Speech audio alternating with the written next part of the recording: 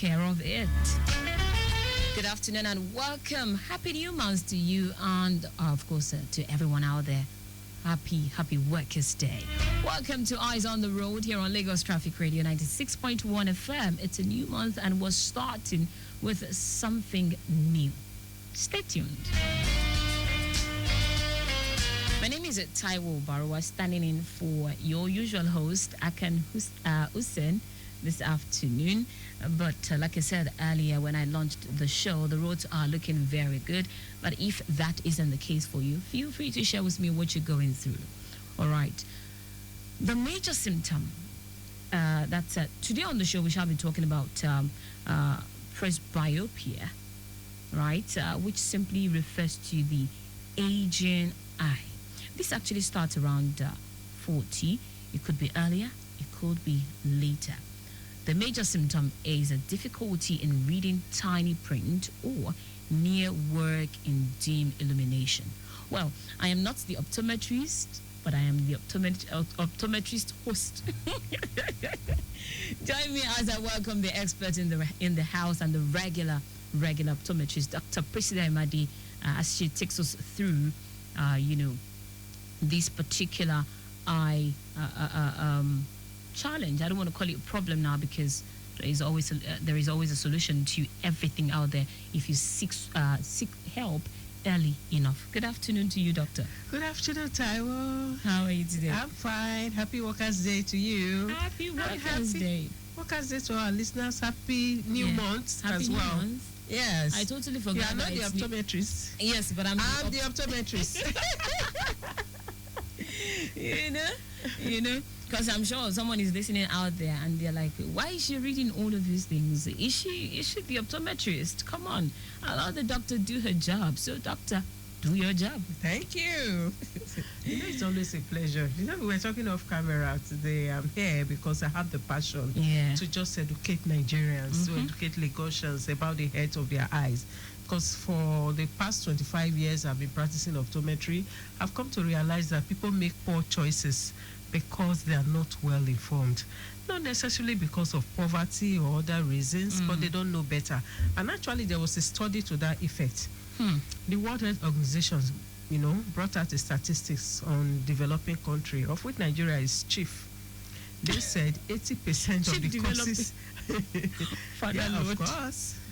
We are huge in underdevelopment and developing, going back and forth. The Lord is our strength. Oh, yes. So they said 80% of the causes of blindness in Nigeria are preventable, they are avoidable, they are treatable. Apart from poverty, which is number one, lack of awareness is another major reason why people make poor choices about their eyes and why Nigerians are needlessly going blind.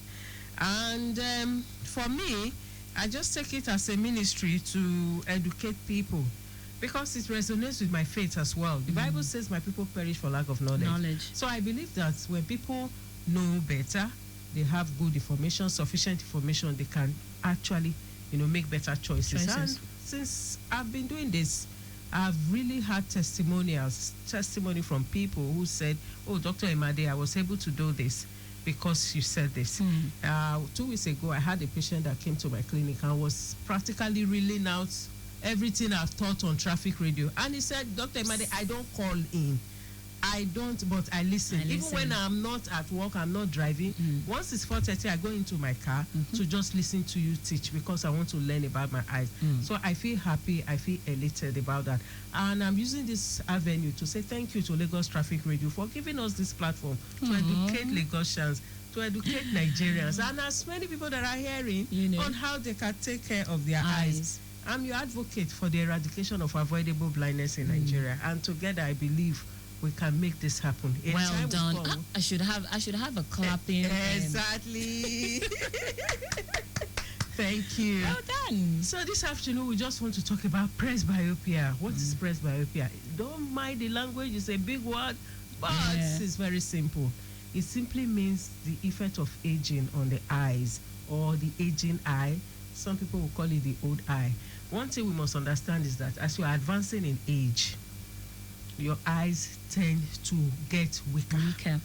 So increase in age leads to a decrease in your the sharpness of your vision or the ability of the eye to perform its function, especially with regards to reading or doing near work. So presbyopia simply is an age-related condition where the eye gradually loses the ability to focus on near objects. So for someone who is presbyopic, for example, you just discovered that the things you were able to read previously, maybe when you were 20 years, 30 years, 35, as you get to about the age of 40, over 40, 45, 50, you just notice that you are no longer able to read printed materials.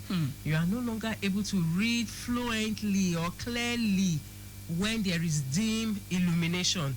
You just discover that when you wake up in the morning and you bring up maybe your Bible, you want to read, you are no longer able to read it. Or in the night, before you sleep, you want to just read on your phone or read your Bible, you also find out that it becomes very, very difficult for you to read. So it's a natural aging process that will happen to everyone, especially when you are about the age of 40.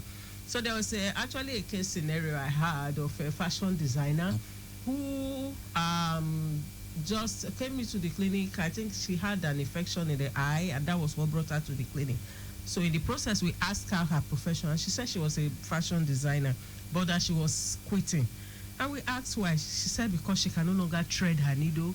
She finds it very difficult to run straight stitches, and then sometimes cutting, that she finds it increasingly difficult. So she wants to change to another profession. And we said, oh, why? She said, that's just, is there any other reason? She said, no, it's because, what she would have done in 30 minutes, it will take her almost like 3 hours because she's no longer able to see. So by the time we treated her infection, we checked her refractive status, and discovered that this lady was just presbyopic. Our own presbyopia came much later at about 45, 48. That was when it really became noticeable to her. So after all the corrections, we just gave her a pair of glasses to help her see. And the first day she wore it, and she got back to her office and realized that she was seeing clearly again. Imagine. She was so elated. Just imagine. She was so elated. She came back and was like, thank you so very much. I didn't know I could see like this again. I thought something was, obviously wrong with my eyes. I thought I would not be able to do this job again. I tell you, she was able to retain her job.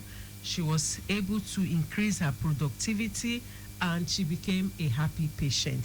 So those are the stories we are saying. As you are advancing in age, there's a tendency for your vision to reduce, even in the absence of any secondary infection. It gets worse when there are secondary opportunistic diseases or infections that could further affect your vision. So presbyopia, all you have to do is just come in. If we diagnose you that it's purely presbyopia, then we just correct, and there are ways we can correct you, which we are going to talk about in the course of this program. But what I just want you to understand is that as you increase in age, there is a decrease in your vision. So they are inversely related. Vision and age are inversely related.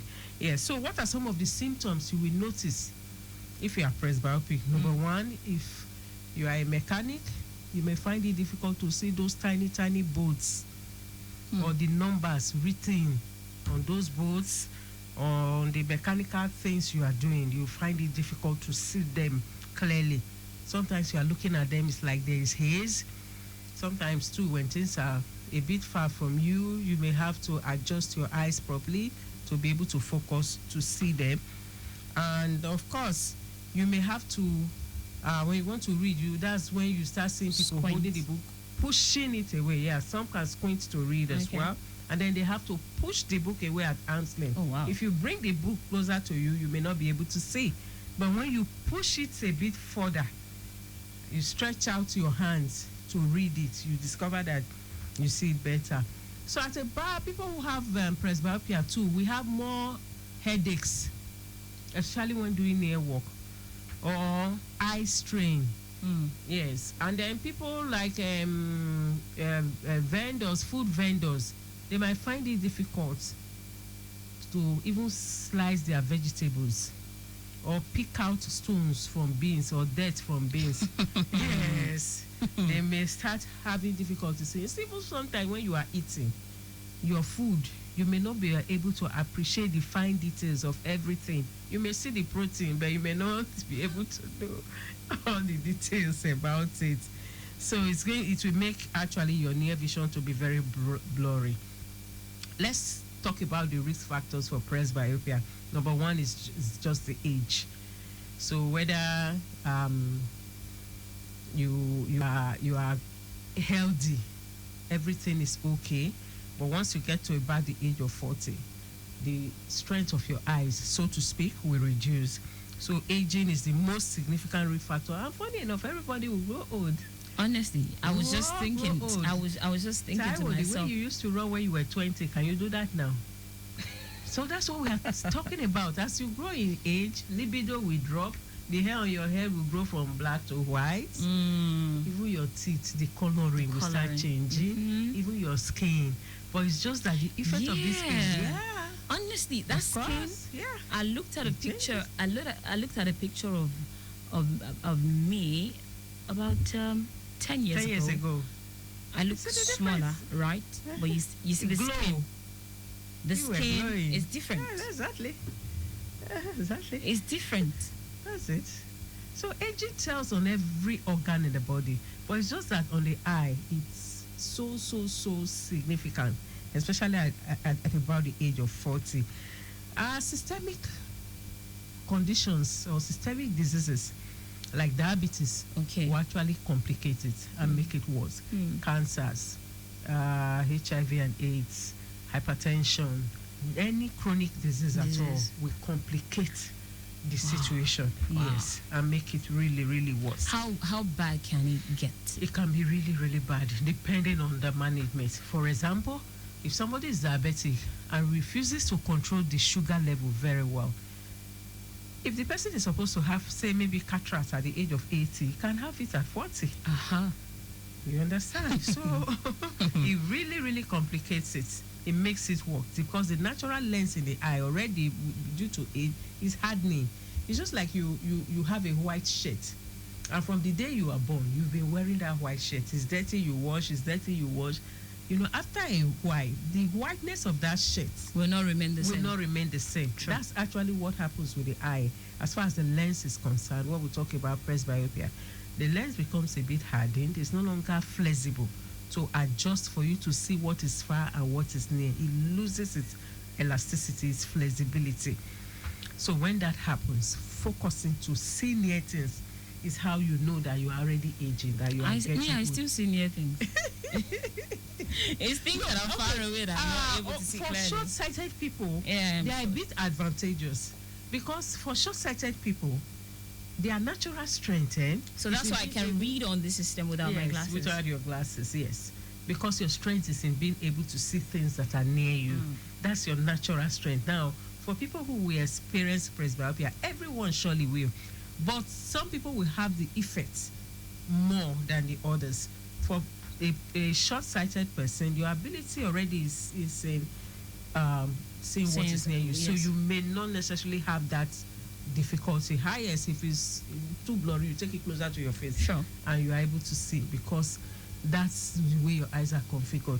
For people who are emmetropic, that's people whose eyes are good naturally. They don't have any problem with seeing what is far or what is near. But once they get to that age 40, the lens loses its elasticity, and then they start noticing it. For people who are far-sighted or hyperopic, they creep into the space of presbyopia faster than the short-sighted people.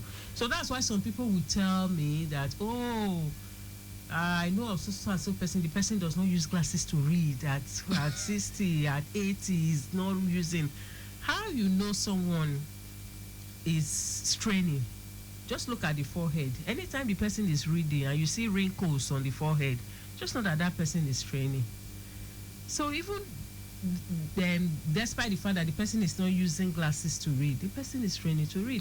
Another advantage of these devices now is that if you are using a soft touch device, for example, you can just enlarge the print.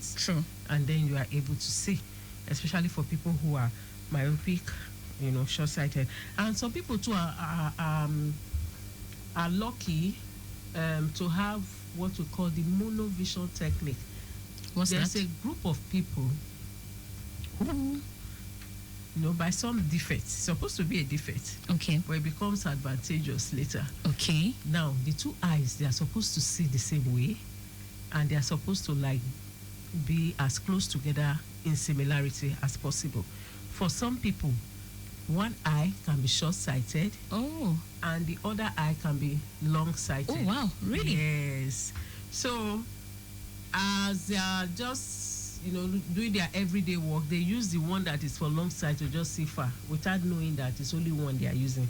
And when they want to read, they use the one that is nearsighted to read. To read. So for such people, they may have no need of glasses throughout their lives because we are what we call the monovision. And they might not technique necessarily for even be correction. aware of this Yeah. condition. Yes, but at a certain age, no matter how good your eyes are with glasses, you see that you still see better. So there was a patient I examined some years ago. He's about 81, 82 now. He doesn't use glasses. And we checked his eyes, just discovered that he was, he said he doesn't know, but that's how his eyes are. One eye sees at far, the other one sees at near. So he just uses one for the distance and the other one for near. So some people are just like that. But on a general note, 90% of the populace would, in fact, 100% of the populace will experience presbyopia, but the degree and the variations Yes, are a differ. bit different. So let's just talk about the management and treatment. Once it's purely presbyopia, what we use to correct it is reading glasses. But these reading glasses can come in different forms. There's the one we call the single vision. That means you only use it to read. Read. When you are not reading, you take it off. If you wear reading glasses, when you want to read, it will be clear. But when you want to look at faces or look at things that are far, look at people, it will not be clear. So you have Yeah. to take it off. Oh, okay. That was I think actually I have a first glasses like that. like that. That was the first type of glasses that scientists created. Yes. So over time, we now also discovered that using such a glasses can be cumbersome.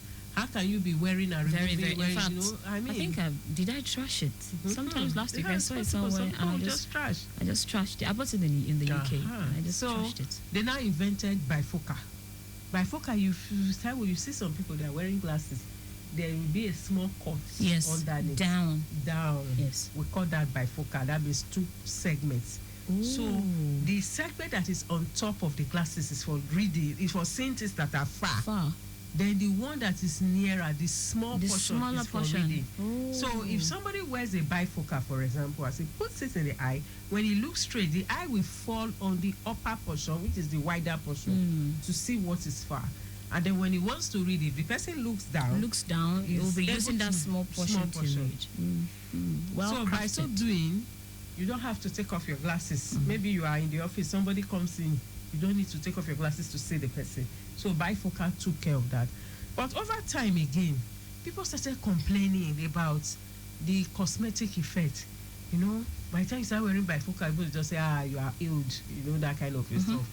And then also, with the advent of computers now, almost everybody is using that desktop, Or a tab, or a something. cell phone. Yes, so with the one we call varifocal now came up. That varifocal is the one we call no line bifocal, like the one I'm wearing now. You won't see any demarcation, but I can use it to see what is far very well, and also able to read very well. I also have an intermediate segment on my glasses that will help me to see like your screen now, your desktop. I don't have to take it away. But this comes with age. It's not for everybody. Okay. Once you are presbyopic, this is another way of correcting, the vision.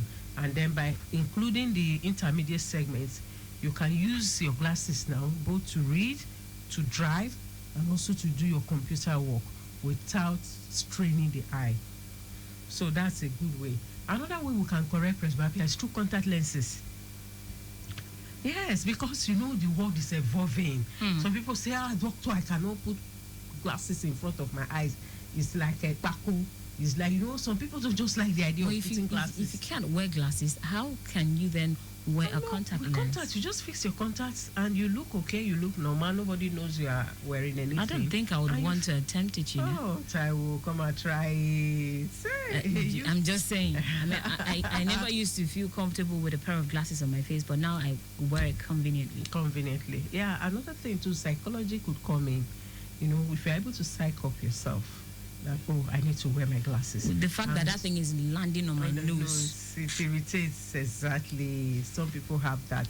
So the scientists now created the contact lenses. So for contact lenses, you just put it directly on the cornea of the eyes. Your eye look normal. Then, especially sports people, have you seen any footballer wearing glasses?